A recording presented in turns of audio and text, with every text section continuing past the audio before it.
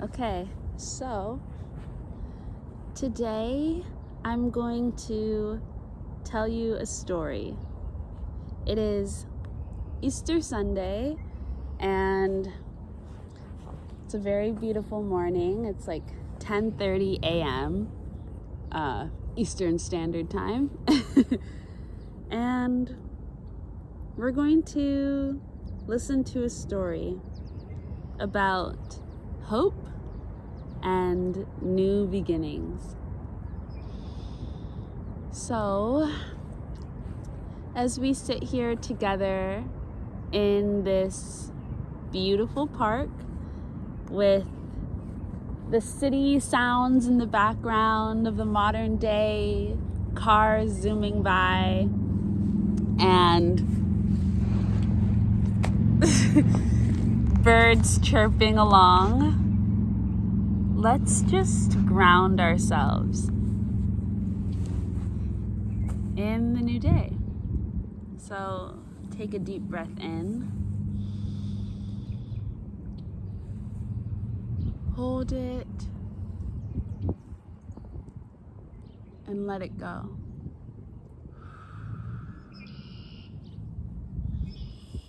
Let's do that a couple more times.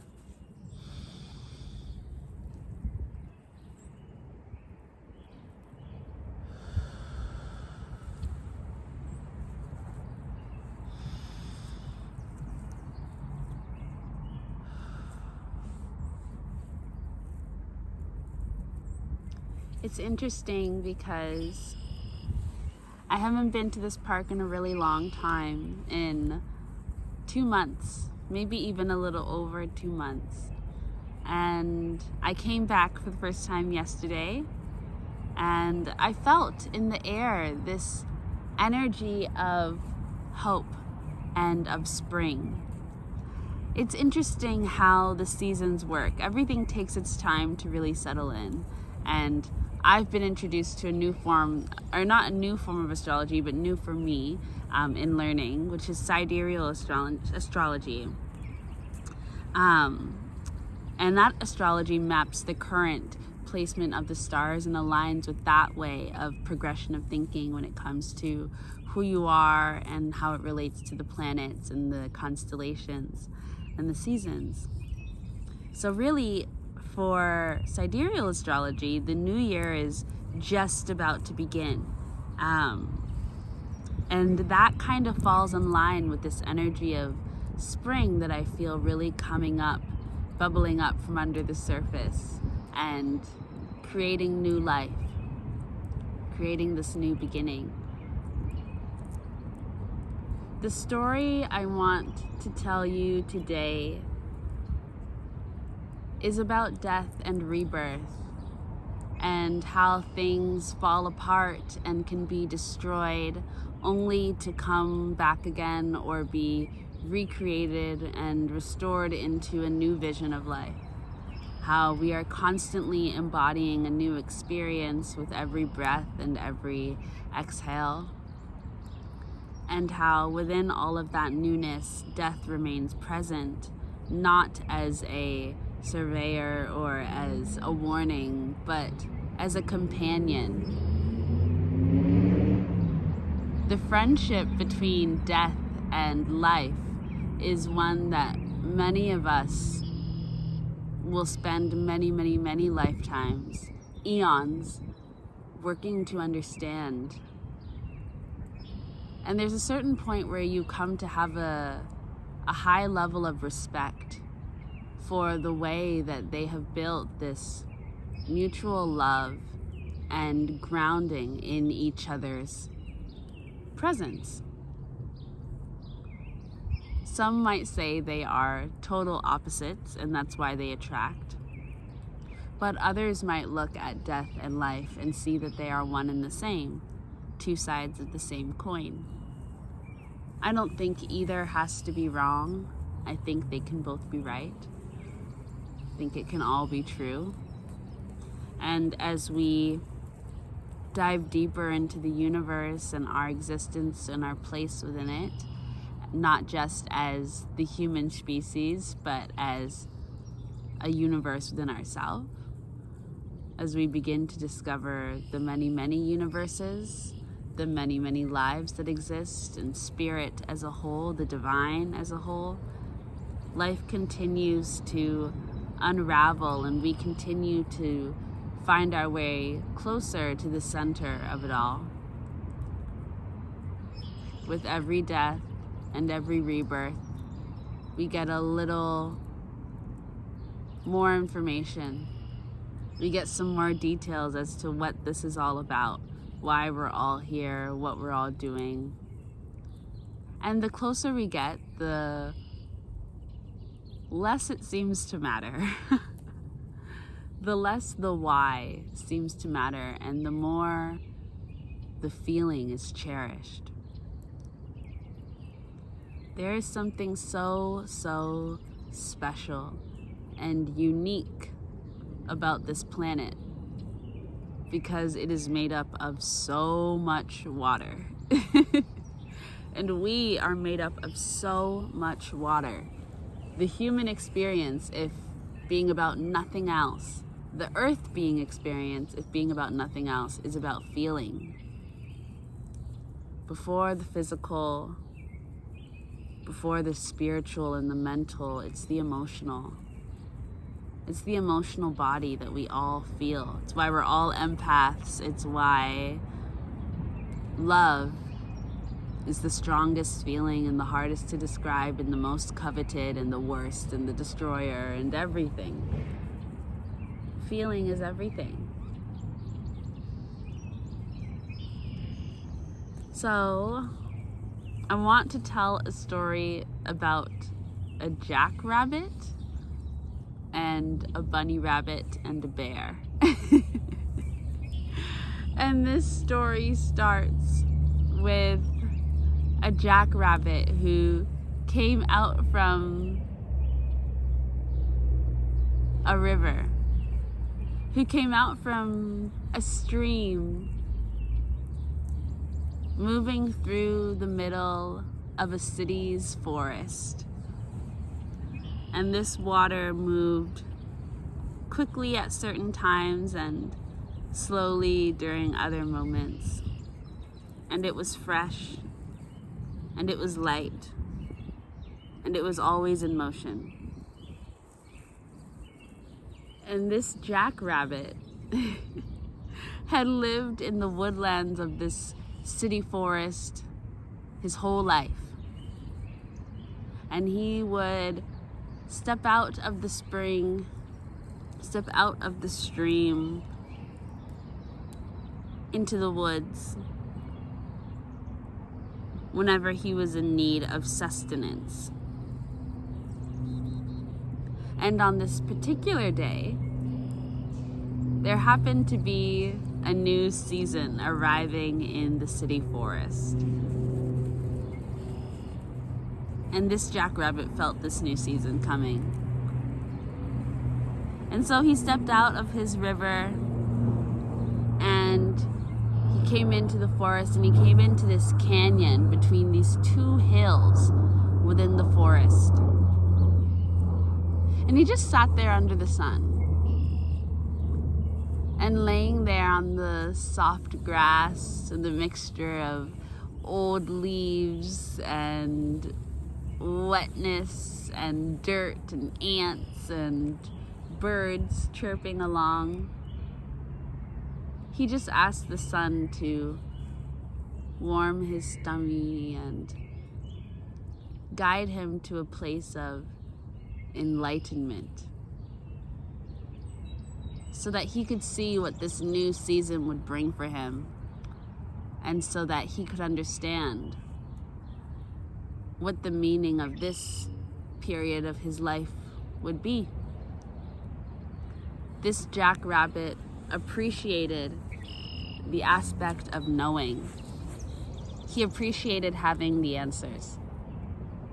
He wasn't forceful about it, and he didn't always expect an answer, but he appreciated when he received one, and he knew that the sun took favor on those who sank into the warm grass under his light and asked questions. The jackrabbit had to learn over time how to be curious, how to ponder his existence, how to question if there was more, how to feel worthy of asking, is there more to this? And feel worthy of receiving an answer. But over time, he learned how. And with every new season, he would come out from under his river, go to the sun and ask. And so on this particular day, as he was laying in the grass in the woodlands of his city park next to his river, he went to the sun and he asked his question, and he asked, "Mr. Sun,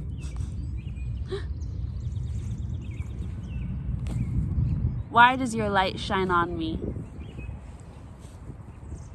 What messages do you bring? I can feel the season of a new spring is here. What hopes do you hold for me?"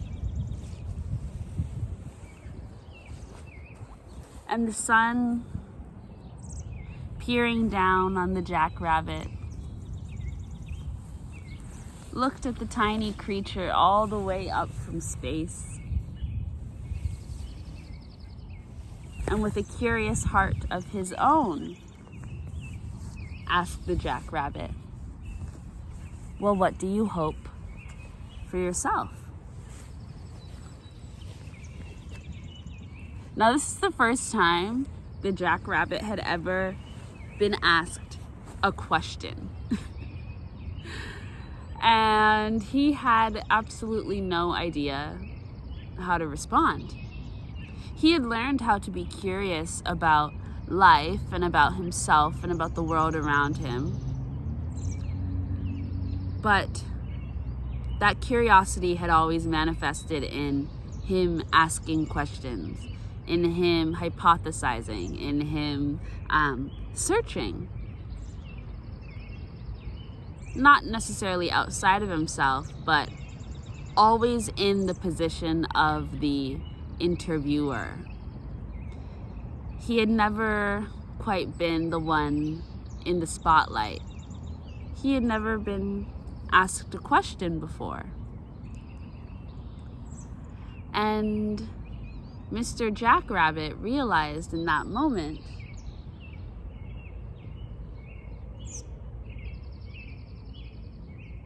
that he had actually been feeling very lonely. That part of the reason why he kept coming out to the sun and asking all of these questions and learning how to be curious was not so much so that he could find all the answers to the universe, but because he liked engaging in conversation. He liked having someone to talk to. He liked being a part of something, being one half of something, having something to contribute and something to gain. He wanted relationships in his life. He had the sun, he had the river and the forest, the sounds of the city and the birds, but he didn't have a companion. Someone who he could ask questions and who would ask him questions back. Someone who he could feel things for and who would feel things for him as well. And so Mr. Jackrabbit said the first thing that came to his mind, and he said, "I hope for love." Whatever that means, in whatever form that may arrive. I desire to be loved, to love.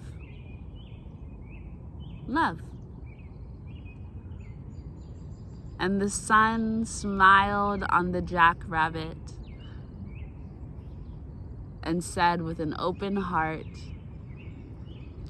and a gracious mind, and so it shall be.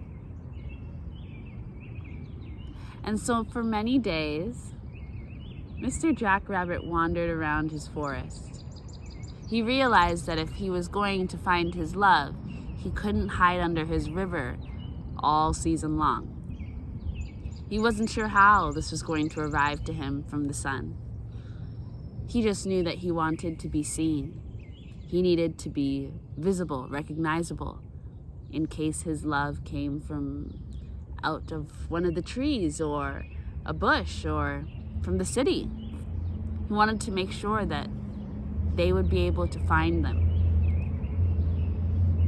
that they would be able to find each other. And so Mr. Jackrabbit wandered the forest days and nights, and he would fall asleep and wake up again and go back to the sun and lay under its light and wander the forest and find some food and go to his river and wake up again. And this happened for about a week. And then, on the 8th day of wandering the city woods, Mr. Jackrabbit saw a bright and bushy white tail next to a tree filled with black birds. Maybe they were hummingbirds. And he looked at that tail and he was like, what is that? I've never seen such a bushy, bright, white tail before. Maybe I should go over and see what it is. So he did. He walked over, and maybe he hopped over actually. And as he was hopping over, he found that the forest looked a lot different than it had ever looked before. I mean, he had lived in the city forest his entire life, but he felt like he was seeing it for the first time, at least this portion. And he wondered, am I in a new area? Have I been here before? What's going on? He was curious, but he was also a little defensive. He just wasn't sure if this was a good idea, but he didn't want to overthink it. So he kept hopping over, and eventually he got to being right behind the bright white bushy tail. And it was just a tail because the rest of the body seemed to be looking into this bush, perhaps for some food. And he waited there for a while as the tail just kind of wiggled and waggled, and you could hear some rustling and nestling in the bush. And eventually he got a little tired of waiting, so he just did a little light tap on the tail. And out from the bush, a white, bright bunny rabbit sprung out, startled by the tap, and startled to see a jackrabbit in this city forest. The white, bright bunny rabbit looked at Mr. Jackrabbit and was like, what are you doing here? And who are you? And why did you just tap my tail?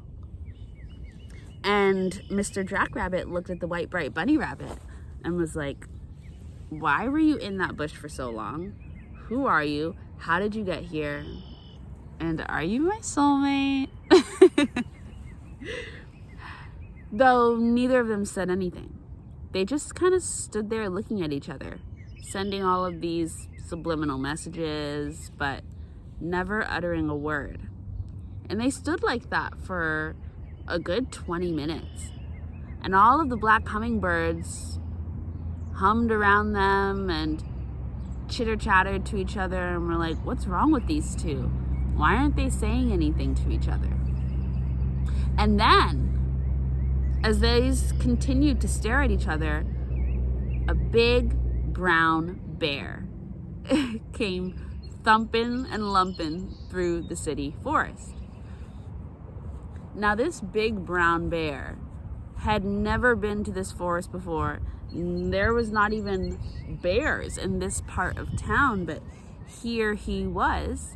And Mr. Jackrabbit looked at the bear and then looked at the Bright Bunny Bear and was like, we've got to get out of here. And so without a word, he grabbed Mrs. Bright White Bunny, and jetted off to his river. The brown bear didn't see them, but he was just lumping and jumping around the forest. Curious, I imagine, and probably a little bit confused as to where he was and why he was there. And the jackrabbit and the white bright bunny looked at each other, and the white bright bunny said, "Who are you? And what makes you think you can just grab me and pull me off into your weird, wet river?" And the jackrabbit said, "Who are you?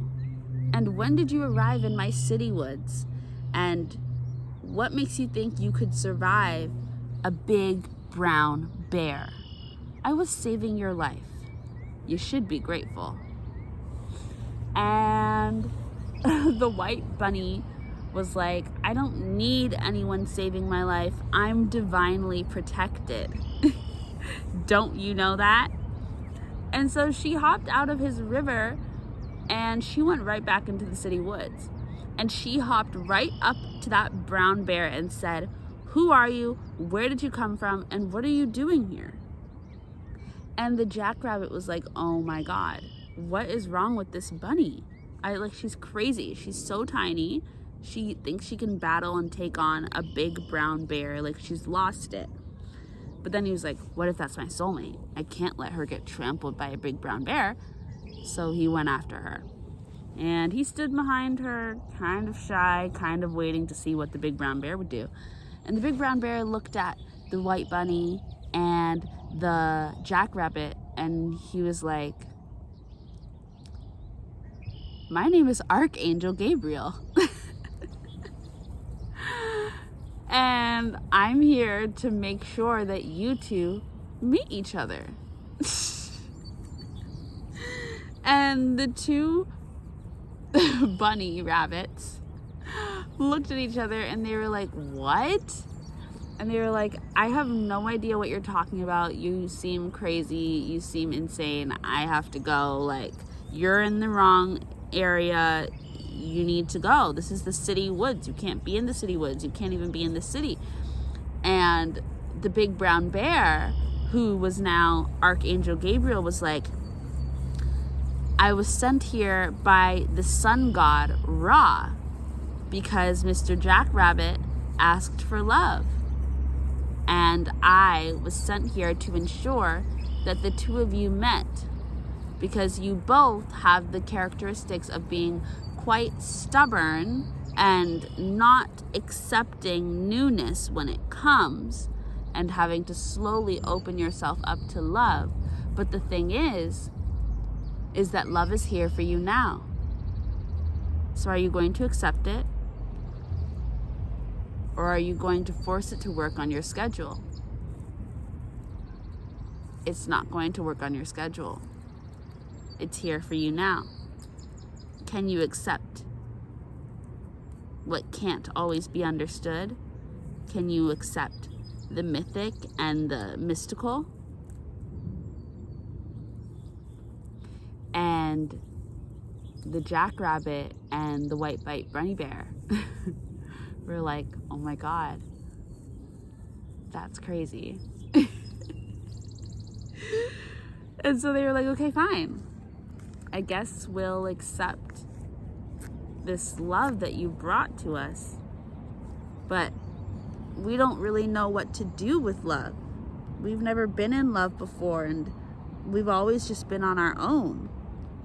And the brown bear said, "Use those curious minds of yours, the minds that you learned how to use when developing a relationship with the sun god Ra, to learn about what it takes to love.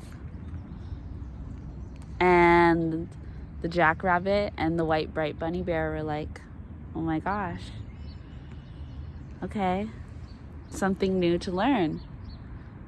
And under this season of new springs and newfound hope, they discovered a new lesson for life. What does it mean? And how does one fall in love? And that's the story. Bye!